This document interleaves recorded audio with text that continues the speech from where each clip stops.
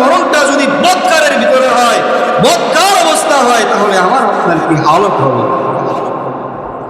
এই জন্য মুহতারাম হাজিরিন, সময় সুযোগ এখনো আছে, কথা বলেন ঠিক কিনা? এখন করেন, আগামীকাল করবো এটা না বলে কথা বলেন ঠিক কিনা? এখন করেন, এখন, আগামীকালকের জন্য কোনো কিছু রাখবেন না, আজকেই যা করার করবেন। আজকেই যা করা লাগবে আজকেই করবেন, আগামীকালকের জন্য কোনো কিছু রাখবেন না। আমি আগামীকাল থেকে ইবাদত করব, আগামীকাল থেকে রোজা রাখবো, আগামীকাল থেকে যাকাত দিব, আগামীকাল থেকে নামাজ পড়ব, এই কথা, এই ধোঁকাবাজি কথা আর বলবেন না। বলতে বলতে তো আজকে আপনার বয়স শেষ প্রান্তে, শেষের দিকে, আর কত ধোঁকা হবে মাওলার সাথে, আর কত ধোঁকা হবে আল্লাহর সাথে।